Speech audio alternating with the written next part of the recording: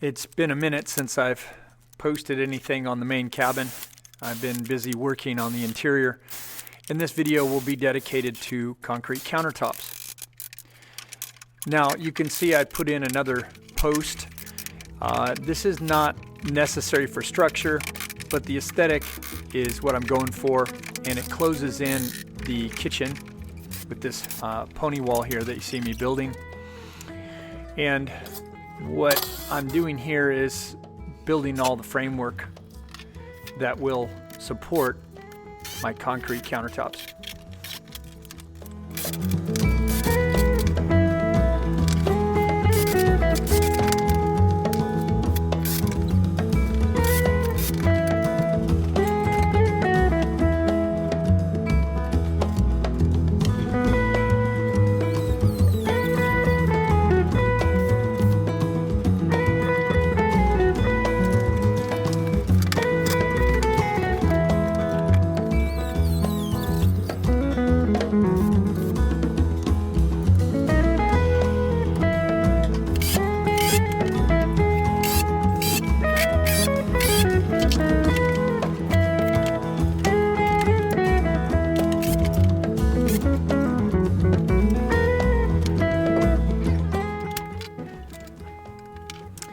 Building these concrete countertops is actually pretty easy. You can do pour in place countertops such as these. A lot of people precast and then deliver those countertops. I'm not doing it that way. I'm going to form these and pour them right in place, and this is my process for doing so. The structure is pretty simple, just some 2x4 framework. And these frames below the countertops are going to act as my framework to house my cabinet boxes later. But back to the countertop portion, you'll see that I'm cutting all this plywood flush, and then I'm going to put a breakaway form made out of MDO. Some of you know it as melamine. And I'm going to screw that to the edges so that they will break away after the pour. And that will leave me with a nice, clean lip on my countertop.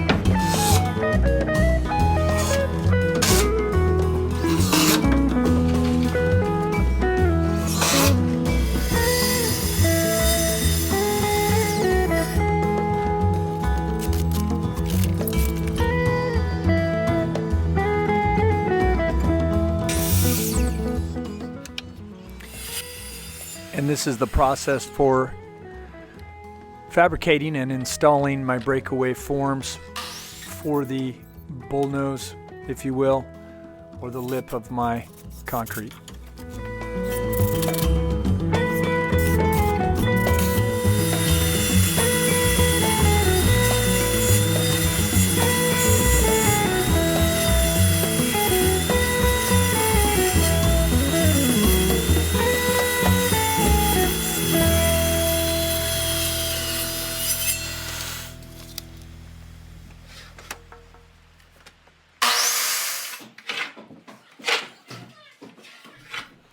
Here I'm marking the plywood for doing an inset sink, and we'll come back to that in a moment.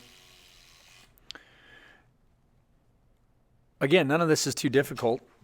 Mounting your breakaway forms is critical to forming your concrete countertop, of course, but it's not hard to do. As long as you can make a straight cut on the table saw, you can get this done pretty easily.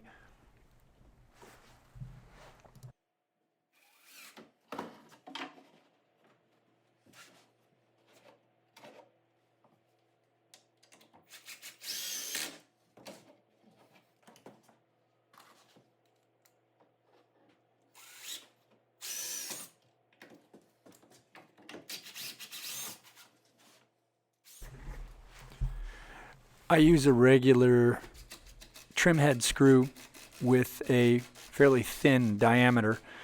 This MDO material is pretty cheesy, and it will split, especially if you're screwing it on edge. When you're screwing through the face, it's got much better integrity, but just rule of thumb, I don't use a very big diameter screw for doing this kind of work. And if you don't have a choice, try to pre-drill before putting your screws into this MDO.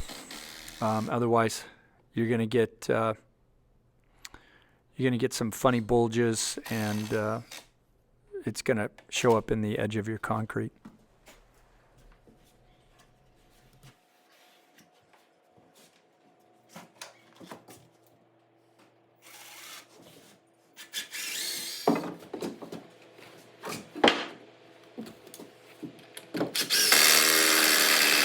One of the most important things to remember when you're forming concrete, whether it's structural concrete or in this case finished countertops, is that whatever lumps or bumps or voids that are on the inside of the forms you're building, they're likely to leave a void in the face of your concrete at some point. So always make sure you get these things dust free, remove any bumps, and if there's any sort of a divot or a void that's on the inside of your form, try to tape that up or fill it with some sort of caulk so that the underside of your bullnose, in this case, won't have a void or excess concrete that gets into that spot and then becomes hard.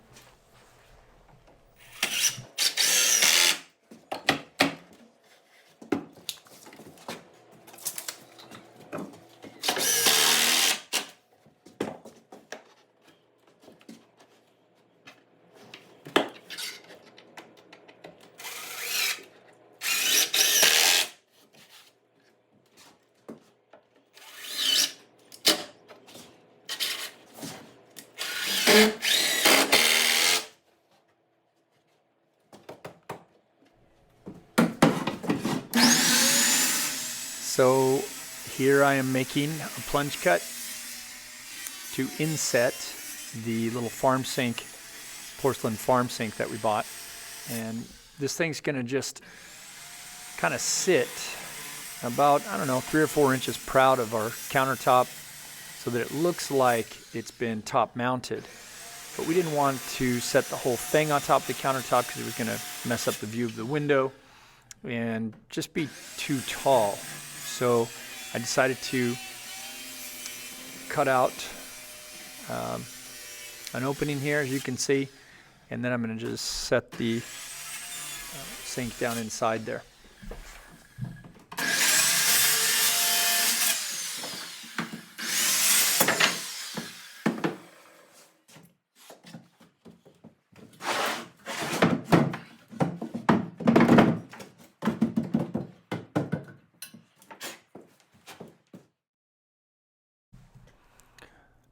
And make sure that thing's level.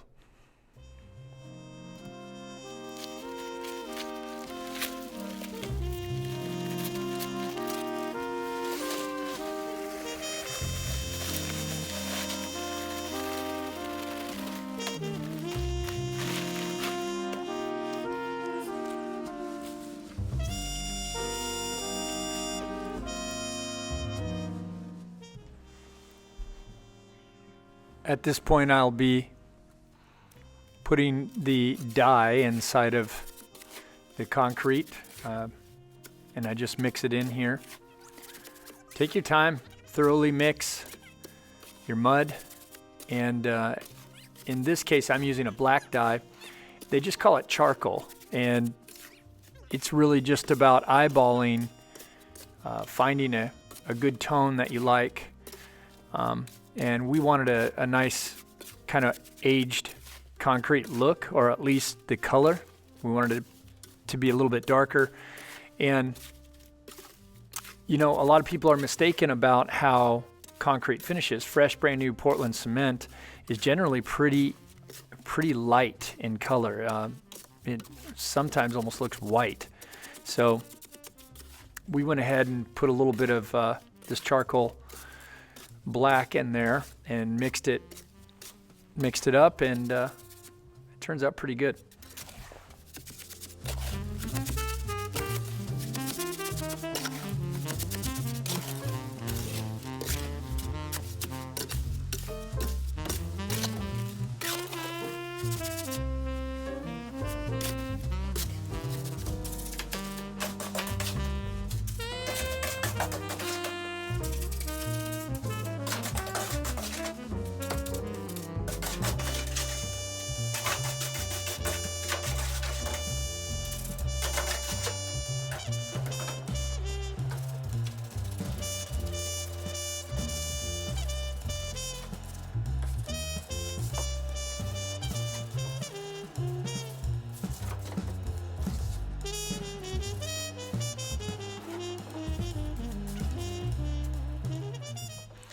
You'll notice that I did throw some wire mesh into my forms, and here you'll see me digging down in there and raising that wire mesh, the wire if you will, up, and so that it's about halfway inside the thickness of my concrete. And this just helps to prevent fractures and cracks from running. The concrete guarantee, of course, is that it will crack. You never know how or where or when. And if it doesn't, that's great. But the concrete guarantee is that it will. And so you just try to manage and minimize the fissures and cracks, and that's what the wire mesh does. It limits how far a fissure or a crack will go. And so, smart to put it in there.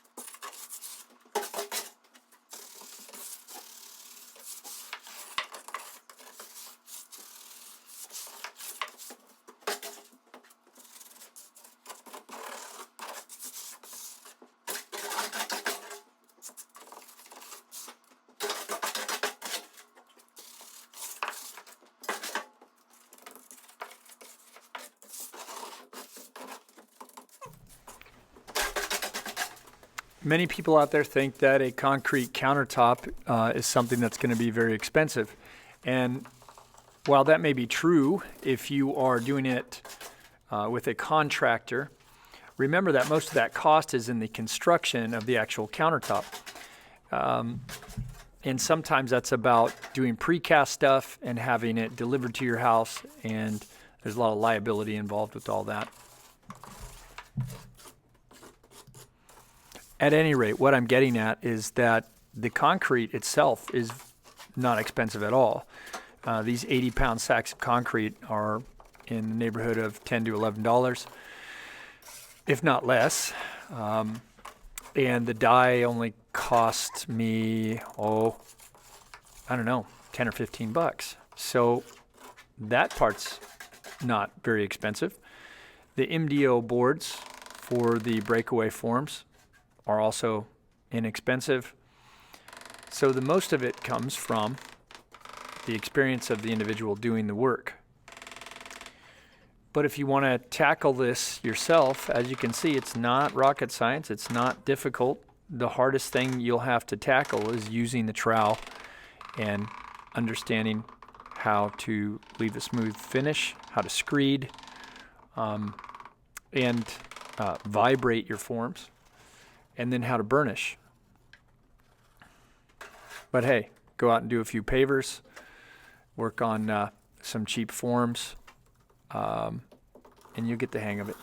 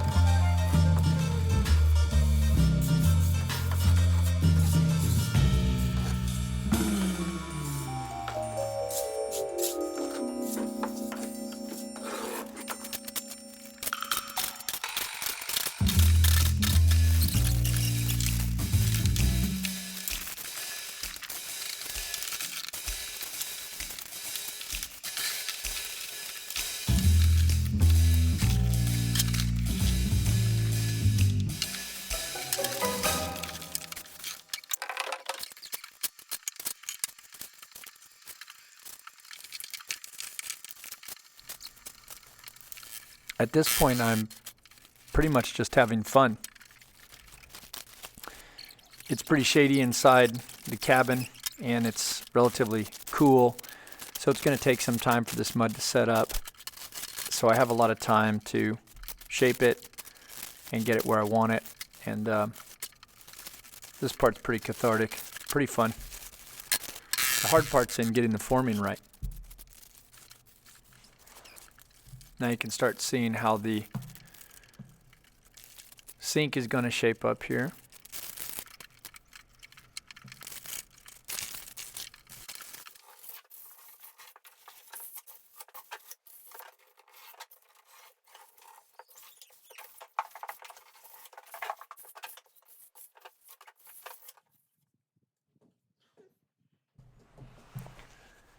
The porcelain handles the concrete pretty well. If it dries, it still wipes off very easily.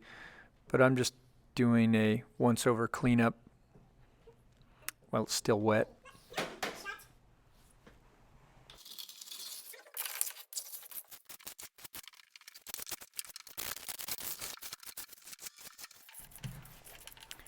I noticed a little bit of a hump on the right side of the sink here.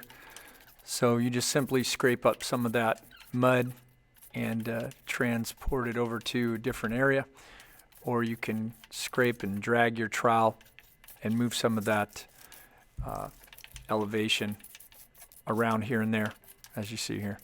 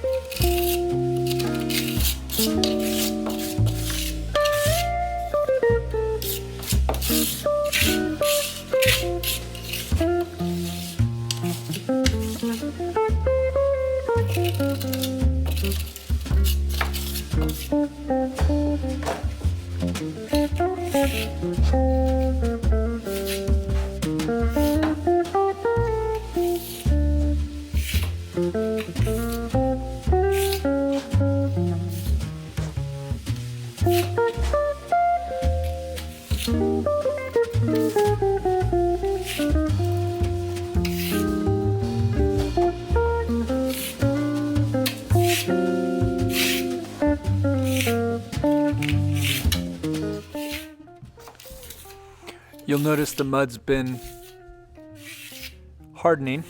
It's snapping off, and so that's when you get out the trowel. And this is the point in which you really try to get it as flat and as smooth as you can. But you can play with it too much, that's for sure. And it just takes a little bit of time to realize how quickly the mud's gonna harden and how long you should be on it. And you start to get a gauge of that based on how hot or cold it is outside, how hot or cold your mix is, and there's a number of different things, but ultimately it just depends on how smooth you need your concrete to be.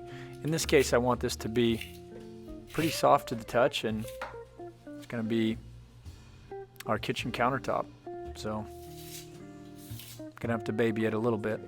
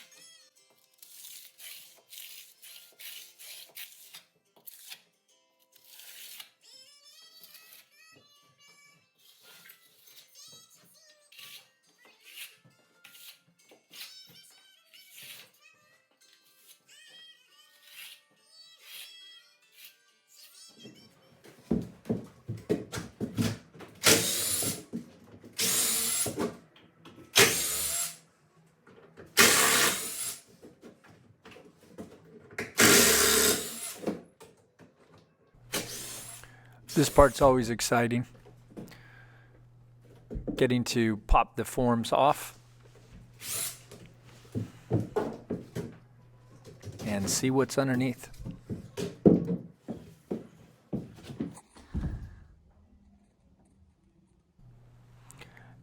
As you can see, they turned out pretty nice.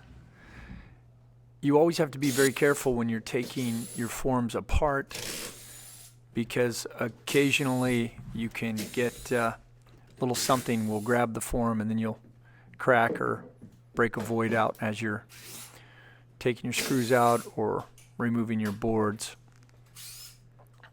That said, the MDO, or the melamine surface, does not stick to this concrete much at all, as you can see. And so as long as you're careful removing it and don't get too crazy with a cold chisel or a pry bar or anything like that, you're going to be just fine.